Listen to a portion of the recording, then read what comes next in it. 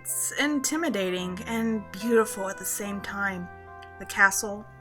I could see the tops of the spires from my backyard, but never really thought much of them, figuring they're merely the tips of skyscrapers or something.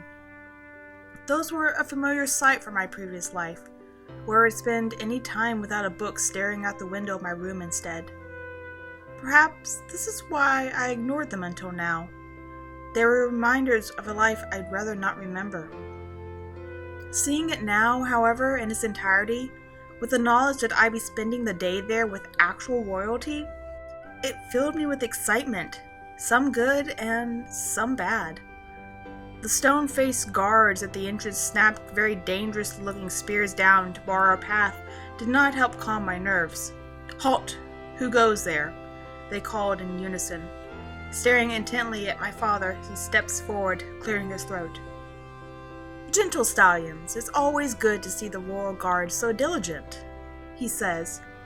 His attempt at small talk was ignored. With a small sigh, he continues. "My family and I have come to visit my aunt, Princess Celestia. I'm sure she left a message to you about us coming. Blue blood?" Directing a hoof to himself, the armored stallions looked him up and down, then glanced our way before turning to each other and nodding. Directing a hoof at himself, the armored stallions looked him up and down, then glanced our way before turning to each other and nodding. "Yes, she informed us you would be coming today. She's waiting for you in her study if you would like for us to escort you." "That won't be necessary," Dad replied easily. "It's been a while, but I still remember my way around. Thank you, though." Nodding to him, the guards allowed us passage. Never having seen such big stallions before, I smiled nervously at them as we passed, but little Blue Blood salutes. The fact that one of them salutes back makes my being intimidated by them kind of ridiculous. That's forgotten, however, as soon as I find myself walking through hallways so large that they seem more like roads. I know Princess Celestia is large, but this place looks like it's better suited for giants than ponies. Speaking of ponies, there were many. Mares dressed in maid outfits or stallions in fine petticoats. I haven't seen this many new ponies since my birthday, though they aren't family, and I consciously move further under my mother's leg. My brother has no such problem as he runs to and fro, diving under hoof and nearly causing some of the castle staff to trip, as he gazed up at the expensive paintings hung up on the walls. It's more than a few times Dad has to call the little colt back to his side and scold him under his breath, but most of the ponies Dad apologized to only laughed it off, commenting how cute we twins were. Both my mother and I beam at the praise, and I eventually end up out from under her. After a wrong turn or two that Father adamantly denies happened, we arrive at a more simple, relatively normal-sized door. I look around, expecting some unicorn to be putting on a magic show or something, as I feel pressure against my horn. But there is nobody. Also, has it gotten hotter in here? Must be my imagination.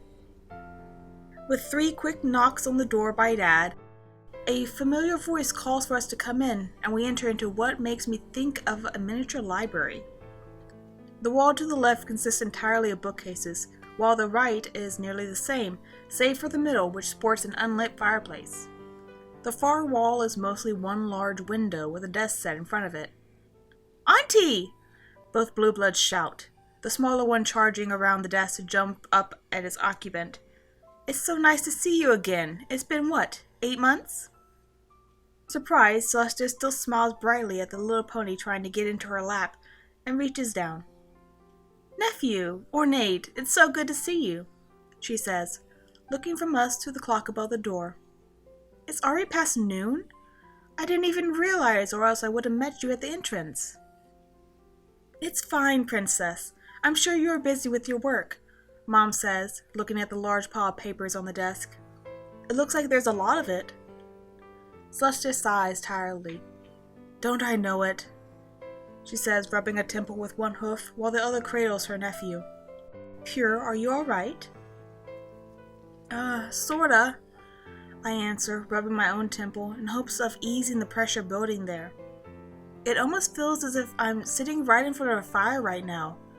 which is strange since I can clearly see the fireplace is empty.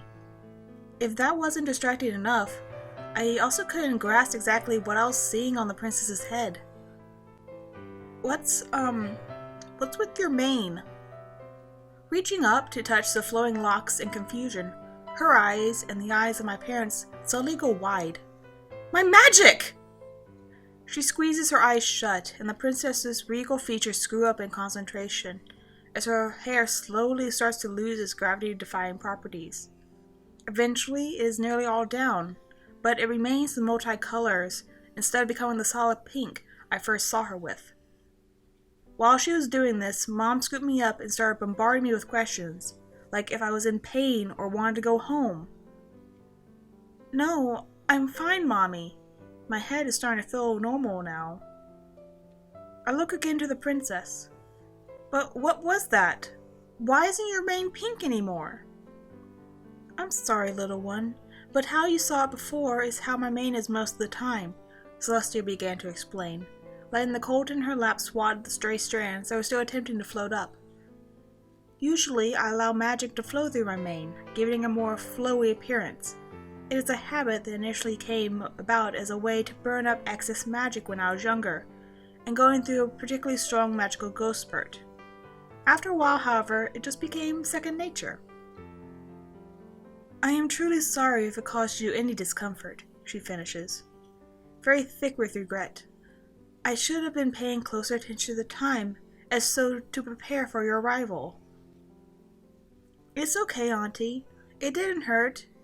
It just kind of felt like some pony was pushing down on my horn. And hot. It was weird. As Mom places me gently back on the ground, I woke over and she reaches down to greet me.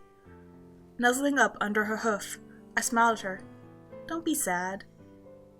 Really, remembering back on my brother's magical surges, I can only imagine how destructive those of an alicorn princess could be. Any action taken to belay that sort of havoc was okay in my book. With a gentle smile, the alicorn picks me up and places me next to my brother. If it's not hurting Pure, then I say keep it this way, Little Blue Blood declared, lifting a hoof through the multicolored mane. It's really pretty. Thank you, little one, Celestia responds, though my magic is not fully reined in as it was at your birthday party. It's not bothering you at all, is it, Pure? Taking a moment, I close my eyes to focus, and determine that the pressure is much less noticeable now. It was like some pony was levitating a mildly heavy object, but far from hurt, and that's what I tell her. She's getting better every day, Dad says cheerfully. I'm honestly looking forward to her next appointment with the doctors at this point. I'm sure he'll be impressed. Speak for yourself, Mom mumbled before speaking louder. Pure, are you still okay to spend the day here? We can go home if you want. I'm fine, Mom, I answer. Dad is right. I really had gotten much better, but she still wants to treat me like an invalid. I want to stay and play with Auntie Celestia. The girl is right, dear, Dad says, backing me up. There's no safer place than here in the castle. Why even has his own medical wing and doctors if anything happens. When Mom bites her lip, he quickly adds, Not that it will be needed. Auntie will take great care of them. Indeed I will. After 7 months, I must admit that I have been looking forward to this day, Celestia says, giving my mom a serious look. You have my word, ornate garden. Not a single hair on the heads of these foals shall be hurt. Please go enjoy yourselves. Yes, and besides, it would be rude to cancel on Ritzy Britches. He was so glad to hear we could be attending his garden party this year. Gaze going from Dad to us, Mom finally gives in with a sigh. Fine, I'm sorry for being such a mother hen. I just worry too much sometimes. We can go. I, suddenly cutting to her colt, she adds sternly, and I warn you to be on your best behavior, young stallion. No harassing the castle staff. Blue Blood, for his part, only averted his eyes and attempted to whistle, blowing a fine mist of spittle at my direction, much to my chagrin. Eventually our parents took their leave, and the three of us sat in silence for a moment. So, should we visit the kitchens first? Fresh scones should be coming out of the oven about now, and I'm feeling peckish. What are scones? Blue Blood asked. Little cakes to be eaten with tea, she says, licking her lips. The castle's pastry chef uses a particular sweet recipe. Both my brother and I look up at the alicorn and wonder, is she really suggesting sweets for lunch? At most, we were each allowed a single cookie, and only after something healthy, hearty, and usually unappetizing. Really, not even cutting the crusts off can make a tomato parsnip and lettuce sandwich appealing. Truly, Equestria is ruled by a goddess. Over our enthusiastic answers of absolutely yes, Celestia laughs. Okay. To the kitchens first to pick up food, then I think we'll go to the gardens to eat. That is, if you can wait that long. For a lunch of cake, I'd wait an eternity. Well, maybe more like 15 minutes, but still. That's probably how long it would take to get to the gardens with how big this castle is. So it's fine. Plus, we're getting a piggyback ride, so wins all around. As the small alicorn made her way through the halls, she tried her best to keep her head held high, but it was difficult when doing so would mean potentially making eye contact with some pony. This was even harder to do when she was expected to stand tall while conversing with others, especially if it was one of the very intimidating guards. But alas, as Princess Celestia said, if there was ever a time the young filly couldn't find her, the guards would always be able to point her in the right direction. It was actually kinda creepy how they always knew where their princess was, even if she was in one of the castle's many bathrooms. She wondered briefly at some sort of job requirements for applicants to have prior stalking experience or something. Oh, sorry, the pink pelly squeaked as she stepped out of the path of a maid pushing a laundry cart. The maid, giving her a quick, nearly frantic apology, didn't sit right with her. She was the one with her head in the clouds. The mayor had done nothing wrong. Just another thing to get used to, I guess, the filly mumbled. Just over 2 years now, and it still feels strange to be treated like royalty, let alone be considered as such. She'd be perfectly happy going home to her adopted family and forgetting all this. But alas, the horn on her head was a pretty big reminder, not just for her, but for every pony she met. With a sigh, she took in her surroundings, trying to match them with her crude mental map of the castle. It wouldn't do to get lost. She'd have to ask for directions, which meant not only having to talk, but also to distract a pony from their work. It was very mortifying, especially after how many times her teachers told her how important it was for one in her position to never appear uncertain.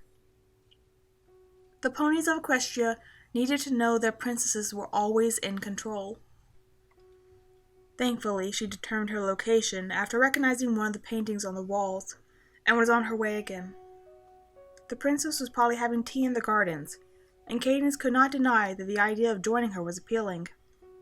Though all the craziness that was her life over the past 2 years, Princess Celestia was the one true bright spot.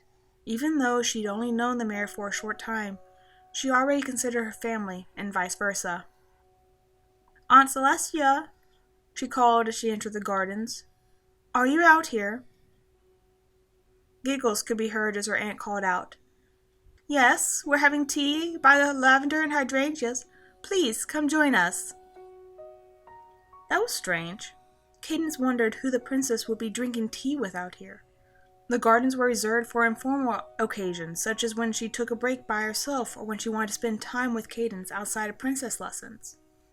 Any other time, such as meeting with a noble outside the day court, she'd have her tea inside. It was sad to say, but while Princess Celestia was friendly with just about every pony, she was friends with very few. Cadence picked up her pace. Perhaps she'll find her aunt with a secret colt friend. Wouldn't that make for an exciting discovery?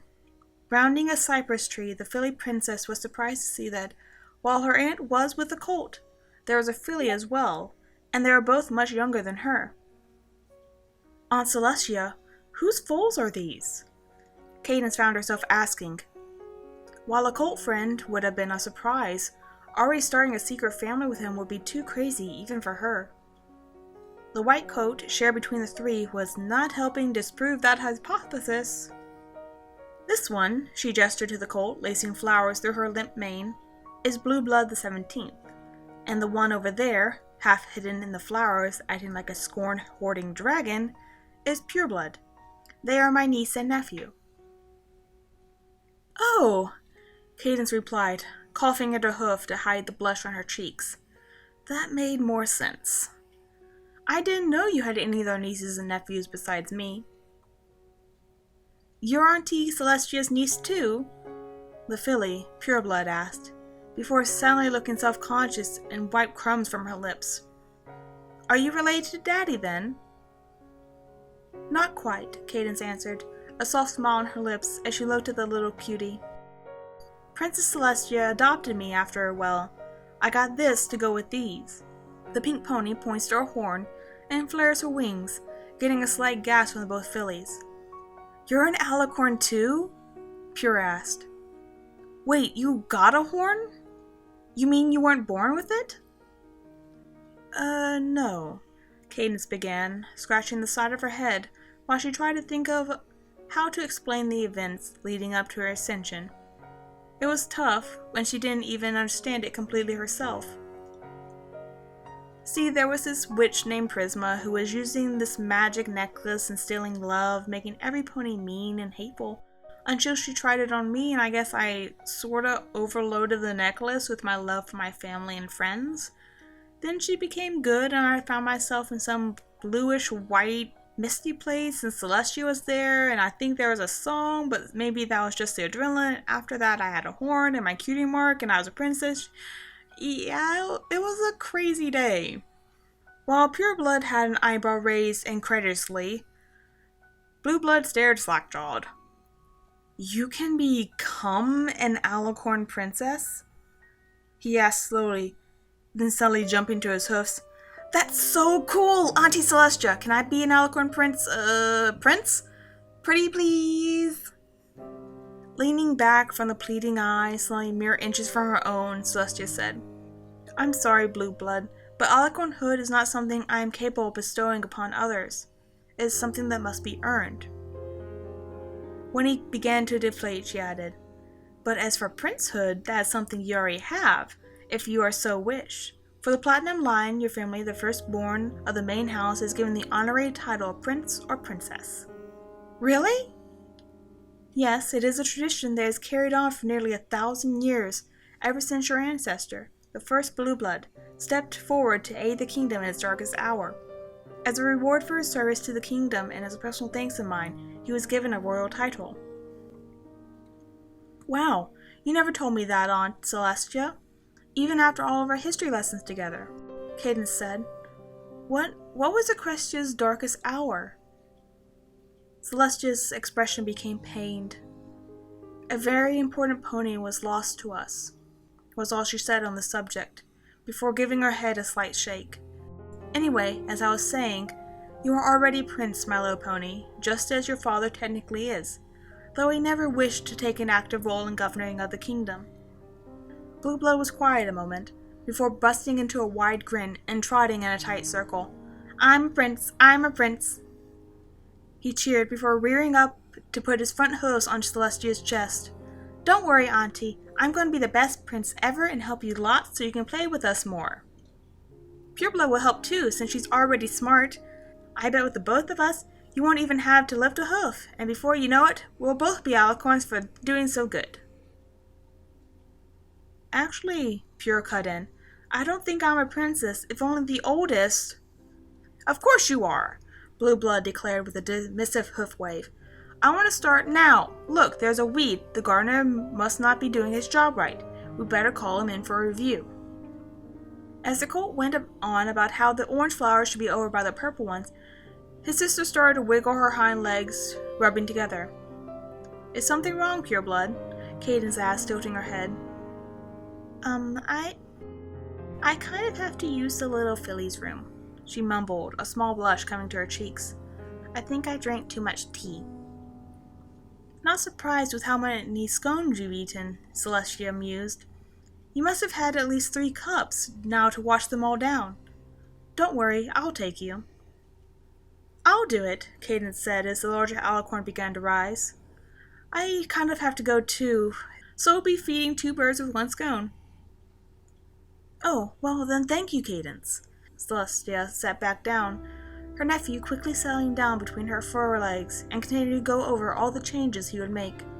Blue Blood and I remain here and hash out a new tax code. Yes, that sounds very important, Blue Blood said with a sage nod.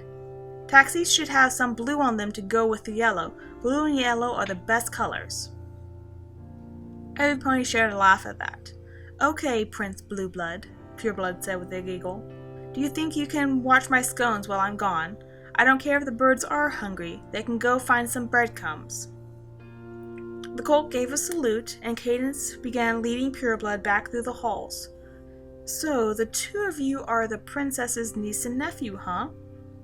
I didn't realize she had any siblings, the older filly said, the 2 speed walking before the younger had an accident in the hall. I'm not really sure how it works, Pure Blood answered distractedly.